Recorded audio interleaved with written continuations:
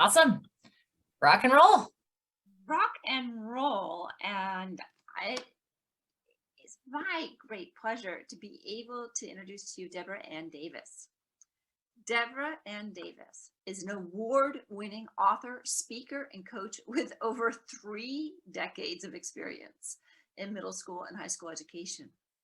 As a teacher, Deborah has helped countless families replace the pain that is typical of these tween-teen years by fostering positive and healthy relationships, despite all of their adolescent angst. She's the founder of the Awesome Mom Tribe, and she's a mother herself. She now applies her experiences in education to coaching parenting skills. She's armed with an amazing sense of humor. She has a BS in education from the University of Massachusetts and a master's in education in supervision from Emory University. She provides guidance and encouragement for moms to help them foster positive, healthy relationships within their families. And in fact, she has a book called How to Keep Your Daughter from Slamming the Doors. And even if it's a son that you have, I highly recommend this book. It is part story, part manual, 100% wit and wisdom. And each chapter is full of little useful sidebars and concrete information, exercises to help you increase your skill and your relationship with your team. Deborah's previous titles include How to Get Your Happy On and, go figure, The Love of Fairs series. Please welcome our expert, Deborah Ann Davis. Thank you. That was lovely. Okay. So Elizabeth just did a wonderful job talking about being a parent of a middle schooler and how you can tackle the back to school situation that everybody's going to be facing. And of course, it may be changing. And I'm going to talk about underclassmen. And where I live, underclassmen are 9th and 10th graders. Although when I was teaching in Atlanta, underclassmen were 8th through 10th graders. So I am the author of How to Get Your Happy On and How to Keep Your Daughter from Slamming the Door. If you want more information, my email's at the bottom and my website's at the bottom of the screen. So today we're going to talk about getting back to school for people. It's like the freshmen who are doing the transition to high school and sophomores who are starting their second year in high school. We're going to talk about perspective, the conversations that need to be held, and we're going to look back on last year and take a look at what's coming for next year. And then we're going to talk about how to organize your family. And I am going to talk really fast because I am trying to cram a lot into a short period of time. So in one of the other episodes that we did of this, I went through what I'm about to discuss in a lot of detail, but I'm just going to run through it real quickly to give you an orientation. The book, The Inner Game of Tennis, is basically a philosophy book. So if you could picture a tennis match, you have player A, player B, and you have the ref. So player A hits the ball and it flies out of bounds. And player A looks at it and goes, "It's out. Oh, you idiot. How can you be such an idiot? That was such an easy shot." And they throw the racket down and they leave the court, vowing to never play tennis again. Meanwhile, player B is on the other side going, "It's out. I rock. I'm so good. I'm a great tennis player," even though all they did was watch it sail over their head. The ref on the side sees what happens, watches the player A hit the ball and says, "It's out." Just being analytical and observational and viewing it from the outside. So why am I talking about this? Because in every conflict that you have with your kids or the kids with their teachers or you with the teachers, you can either be the player A, the player B, or you can be the ref. I'm recommending that you try to be the ref, especially in emotional situations. So when something goes wrong, if you can say, "Well, what happened?" or do it through Elizabeth's approach, like, "What should be happening next here?" And you just look at what's going on without passing judgment, without being critical, and say, "How could we have done this a better way going forward?" Then you'll be modeling an excellent perspective for your child, and you will be able to handle things that are wrought with emotion already and be able to deal with them in a more calm, more genuine way. So that brings me to report cards, because what tool comes from the school that creates more emotion than report cards? People misuse report cards. People don't see them as a snapshot of your child's progress. Instead, they think a good report card means I have a good kid and I'm a good parent, and a bad report card means I'm a bad parent and my child's not good, and all these negative things. But in reality, report cards are tools. They just tell you where they are at that moment. I mean, this is the perspective I want you to adjust, because think about your kids when at some point they're going to get overwhelmed with academics. I don't care if they're a strong student or if they're a struggling student. At some point, they're going to have some difficulty. And this is where you want to use the word yet. You say to your child, it's okay. You haven't mastered it yet. That's all right. We will work on this. I got your back. We're going to figure this out going forward. I mean, nobody says to the toddler, you get a C- because you have to hold on to the couch when you're walking around the living room. Nobody says to the little kid, you get a D+ because you're still using training wheels on your bike. And why is that? It's because we are understanding that these are a process. This is a continuum that they're on, and we are confident that they are going to master this. So we know they haven't mastered it yet, but it is coming. And we need to be that way in terms of academics. So how is education different?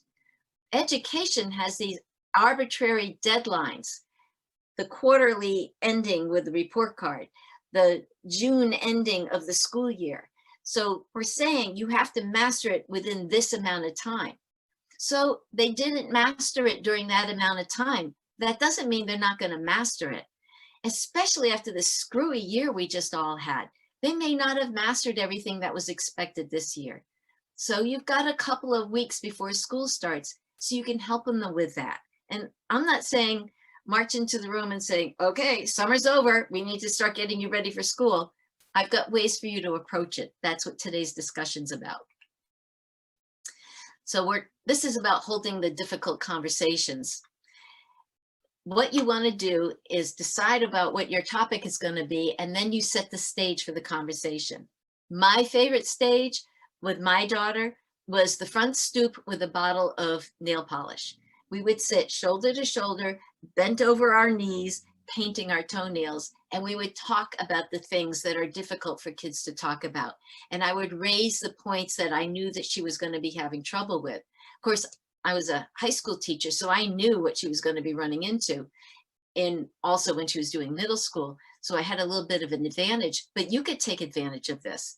And it doesn't have to be nail polish.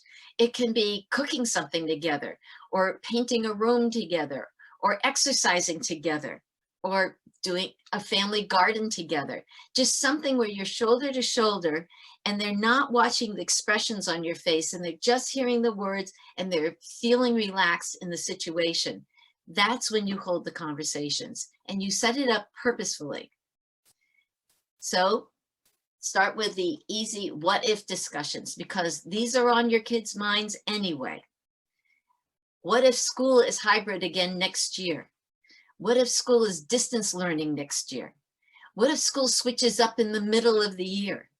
What if the way your teacher teaches doesn't work for you? What if the teacher wants you to do group projects? These are things that make your kids uncomfortable. So by asking them these questions, they will start to explore these as they see it. Now, the key to these discussions is that you don't jump in with advice. You don't tell them how it was for you. You don't sit there and judge what they're saying and say, well, that doesn't make any sense. What do? You listen. You let them talk. You say non-committal things like, interesting. I hear what you're saying. I get it. and then let them explore their feelings. It will give you great insight as to what's going on with them. And you'll lose that insight if you jump in there and start talking about you and your experiences. Plus, the fact that you listened and you didn't judge them will make them feel valued and listened to.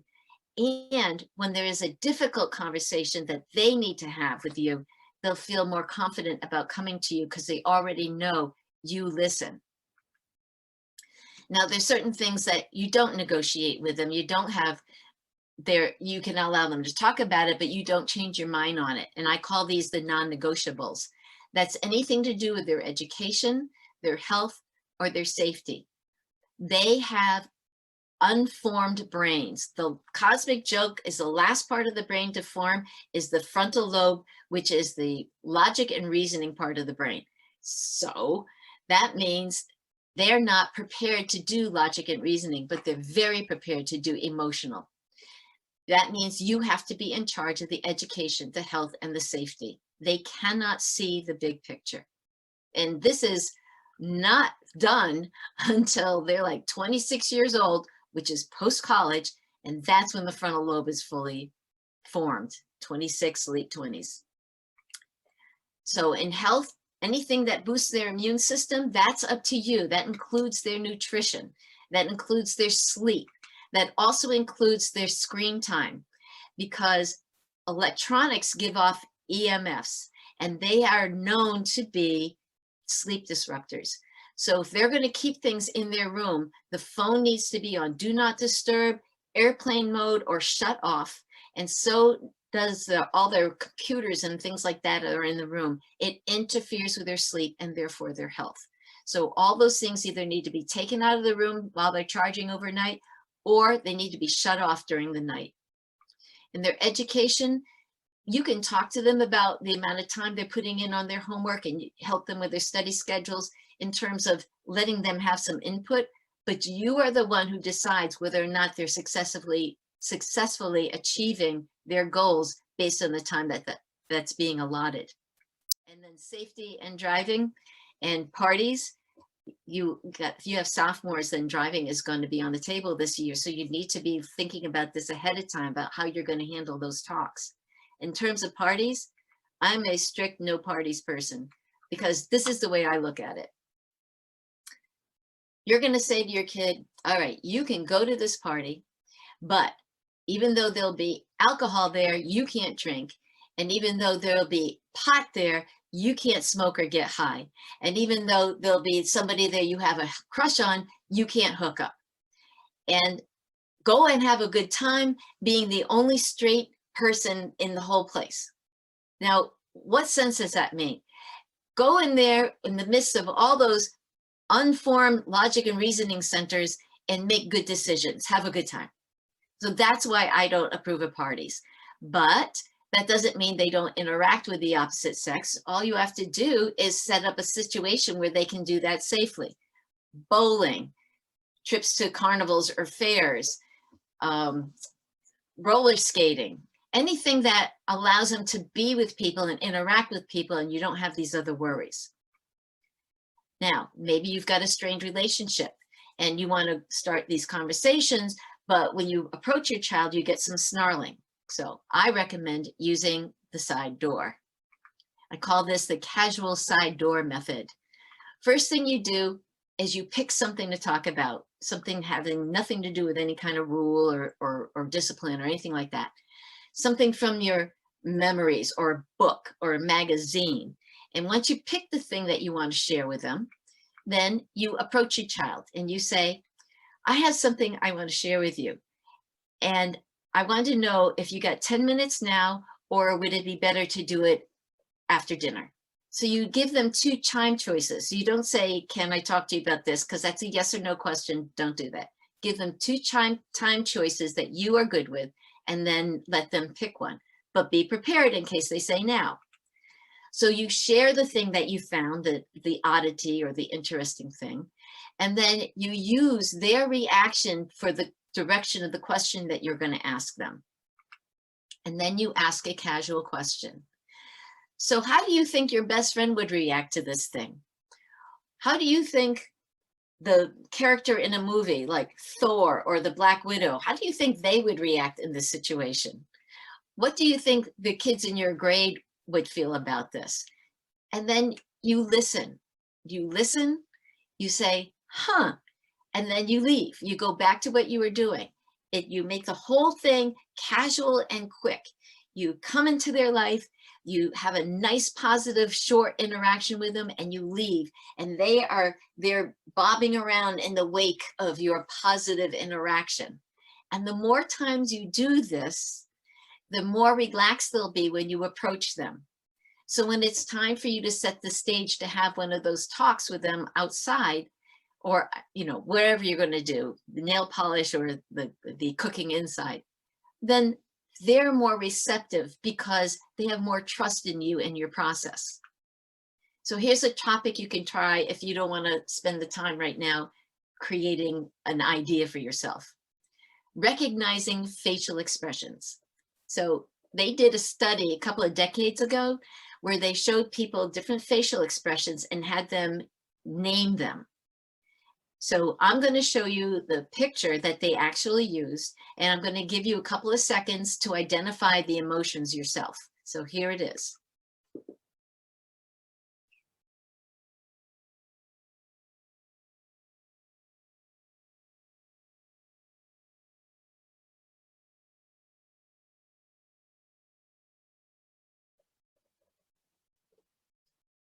Okay, I'm going to start up again in 5, 4, 3, 2, 1. Here are the answers. Just throw in the chat there whether or not you got them right. Because it turns out that most adults get these things right. Most adults recognize facial expressions. Of course, if I put a mask on any one of these, then you wouldn't know what's going on, but we're not going to go there right now. The point is, teens get this wrong 50% of the time. They cannot interpret facial expressions correctly, which obviously is the reason why we have so much conflict in the classroom, because they notice somebody staring into space over there and just assume that that expression on the face is directed at them, and creates all kinds of teen drama. It also explains why they suddenly blow up at you when you're not doing anything. It's because they're looking at an expression on your face that makes them think that you're upset with them, and they're reacting for whatever reason they think you should be upset at. So turns out, if you have this conversation with your kids, they will pause before they react when they see someone's face or their expression, because now they're aware that, well, I may not be seeing that right. But anyway, if you're looking for something odd to bring up with your kids that will be a great conversation starter, there you go. All righty, my next topic is about looking back on last year, the old, if I knew then what I know now. If you have freshmen, then what you're doing is revisiting the 8th grade. Now, don't talk about grades. The conversation is about how it felt. Did you feel successful? Is there something that you would change? What are the things that were going on that you definitely want to keep for next year? Those are the conversations you're going to be having after you do the what if conversations, or interspersed with the what if conversations. These are the conversations to have so that they will be looking at what's going to happen next year. So if there are things that made them feel badly, get those out in the open so you can deal with them and give them solutions for them before the 9th grade starts. And report cards. The question isn't about the grades. The conversation isn't about the grades. The conversation is about, how did you feel about the report card? What would you like to change? What do you want to keep? How do you want to improve things? And how do you want to feel at the end of next year? And then there's the question about standardized testing. Personally, I'm not a fan of standardized testing because it doesn't actually measure anything, but it is a reality in our educational system. And it creates a huge amount of stress for a whole week in most schools. So if your kids were going through the standardized testing last year, then say to them, did you feel prepared? Did you feel rested? Do you think breakfast is a good idea or not a good idea? Because did you feel sleepy during the test? Those are the kinds of conversations to have, not did you do good? Did you get an A? Did you pass? Those aren't what you want to address. You want to find out about how they felt, and you want to listen to what they tell you so you will learn. For sophomores, you're going to revisit report cards and standardized testing the same way. But you also have the added bonus of final exams. They spent the last week of school stressing. That's how they finished school up last year. And that's how they're going to finish school up this year. So you want to have the conversations with them, like, how was your first exam compared to your last exam in terms of your energy? Did you feel the same kind of alertness? Do you think you had enough time for studying for the last exam? Did you study during exam week? And do you want to do that again this year? Or would you like to do your studying the week before so you're more rested during exam week? Find out what they did. Ask them how their friends did in it and how stressed their friends were. And ask them, how can you reduce the stress of final exams now that you've already gone through it? How can we do it better this year? So hold those conversations. So talk about time management, bullying and meanness, their health and rest and nutrition, how much extracurricular activities they had, dating and crushes. And about extracurricular activities, there was a weird thing that happened last year that people's anxiety went down because they couldn't go out and do all these different extracurricular activities. There was a calmness that filled the families' lives because they took stuff off their plate. And we're going to be discussing that later, but just keep that in the back of your mind. So now let's look at the coming year, because I told you all that so we could talk about this. If you're going to start a conversation, talk about the things that are going to make them orient for next year. How do you want to feel when next summer starts? They're in the middle of summer right now. They remember how they felt just now. So say, how do you want to feel this time next year? And what can we do to get ready for next year? What do you hope next year will be like? Which class might give you some trouble? Because if we know, we can address it ahead of time. These are generic, non-judgment questions that allow you to gain insight to your child and give you things to look up so that you can support them later. The most difficult conversation is about the rules for the coming school year. I recommend that you keep the same rules, the same curfew as you had last year. And this is why. Especially for freshmen who are starting in a new school.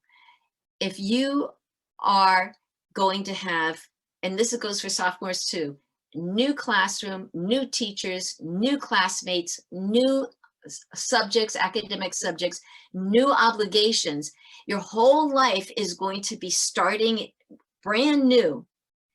If you throw new rules in there because you've been looking at your child and saying, wow, my child has gotten so mature and has grown so much, I'm going to reward them by giving them some leeway in some of the household rules. This is the wrong time to do it because everything next year is going to be new. So you keep the stuff within your home the same. And when do you change things? You keep the negotiables the same until the first report card.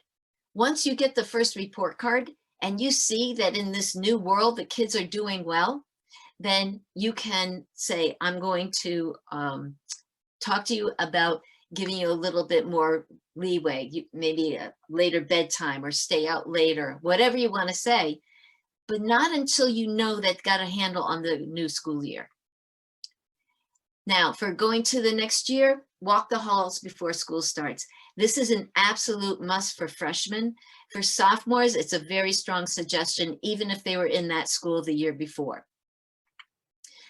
Everybody needs to know where the office is, and they need to know how to find the guidance counselors. They need to know where the gym and the locker rooms are. Also, all the entrances and exits of the building, and they need to know where they empty out to, because if they are going out a stairwell that takes them to the opposite side of the building, they need to know how to get to the front of the building again. They need to know where the math department is and where the science labs are and where the different subjects are taught within the school. And everybody, even though they don't want to use them, needs to know where the bathrooms are. If you can, I mean, it may be too early to get this information, but if you can, locate their locker and practice the combination so they're not sitting there feeling like a dweeb when they can't get their locker open in front of the other kids. And if you can't get that information before school starts, then locate the bank where the freshman lockers are or where the sophomore lockers are, so they'll at least have an idea where they're going. And if you happen to be relocating this year, these are the things that you need to look at, especially the graduation requirements, because different towns, different states all have different requirements, and you want to make sure nothing slips through the cracks in this transition. You want to get the summer reading list so that you can shore up their reading. And then you can look at last year's curriculum and compare it to what you guys did. And you can look at this year's curriculum so you can see what's coming down the pike, which you're going to see these 3 things and many things that I say. Okay, now we've talked about going back to school, and now we're going to talk about going back to school right. I suggest that you do a family calendar. If you are in business, you have something where you keep track of your time. And this is a great habit to model for your kids because it helps them with their organization. So you can do a wall calendar where everybody enters their schedules in there, or you can do your own calendar and then they have their student planner, which they need to show you a couple of times a week so you can make sure they're keeping up with it. Or you can do an online group calendar where you color code everybody so you can see what's going on for each individual in the family. And these are the things you need to put on those. You get the student handbook and you find the calendar. I'm sure they're online by now for next year. And you put in the school holidays and the in-service days and the half days that are part of the school schedule because they affect you. You have to pick them up or find sitters or make sure your presence is covered at work.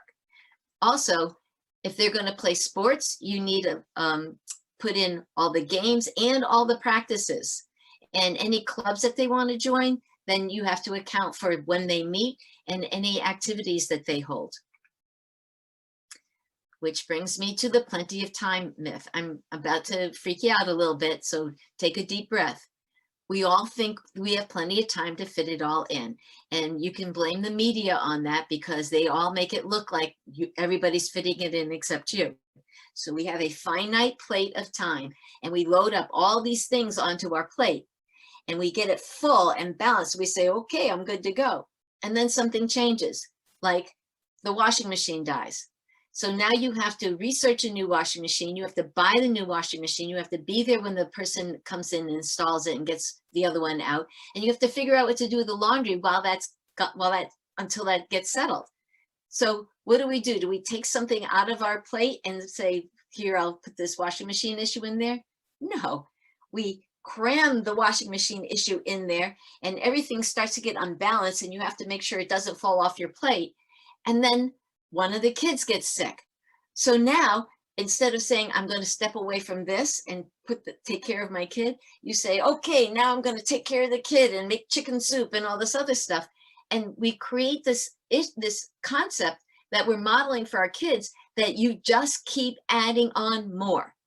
And this weird thing that happened with 2020 was people were forced to take stuff off of their plate. And they now had plenty of time for everything because they had less things there.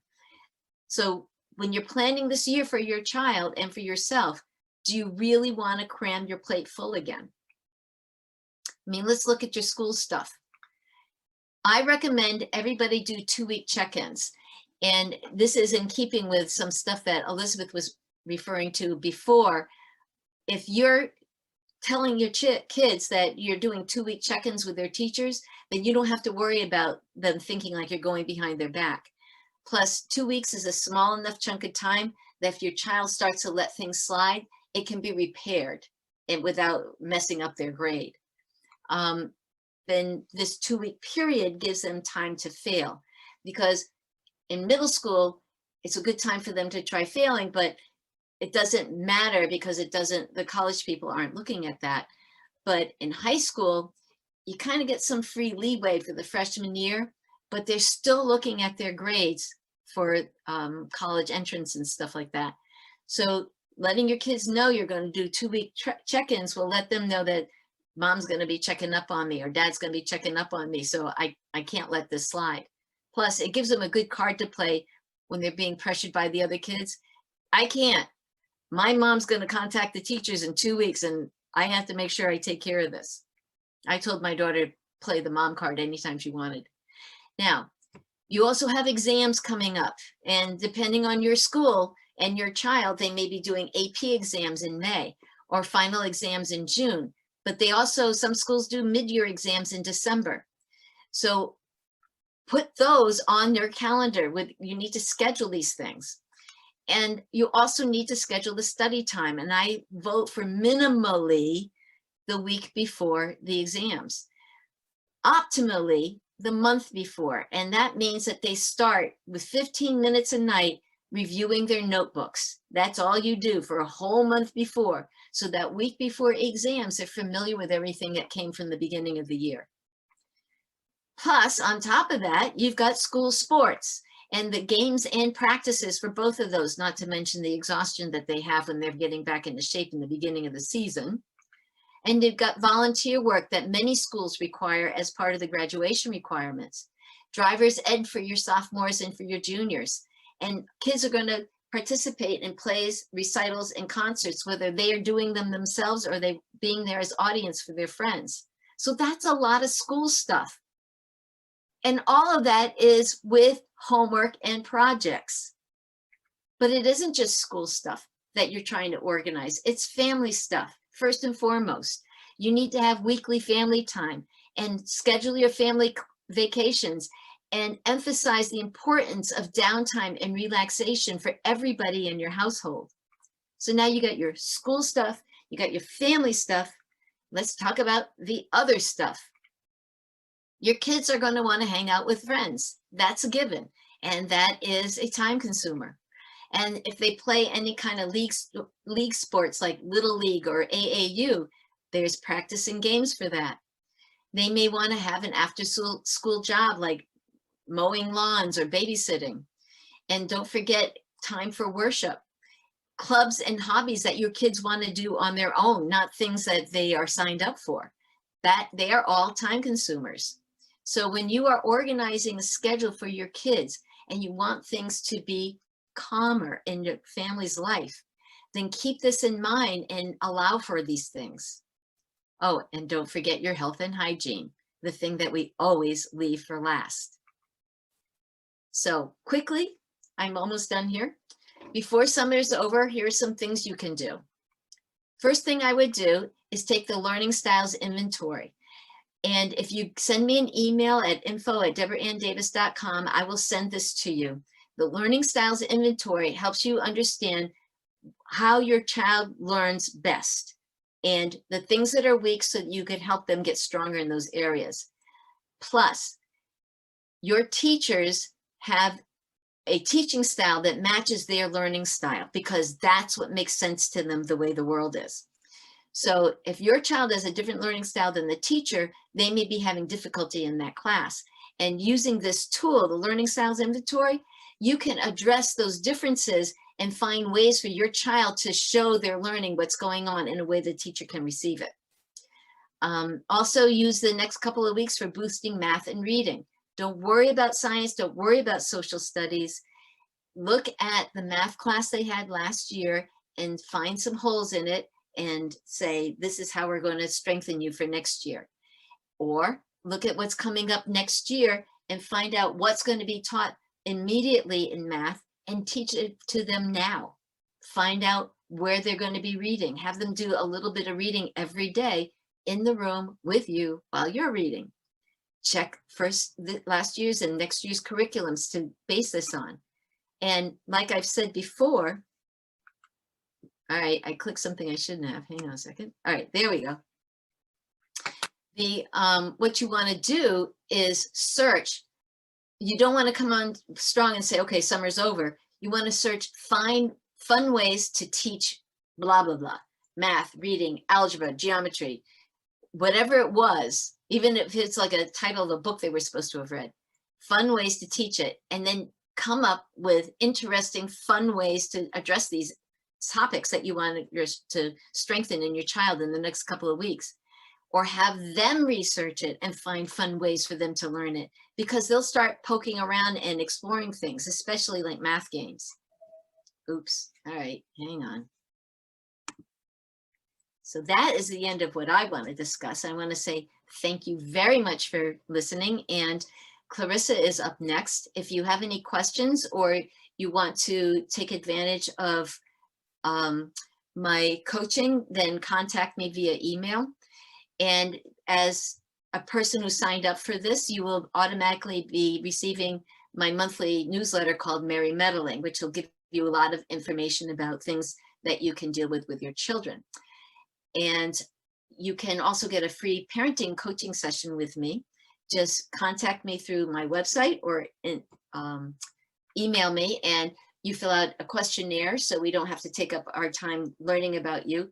I read the questionnaire, and then you and I sit down for an hour and we sort out things that you want to discuss. So again, thank you very much for your time.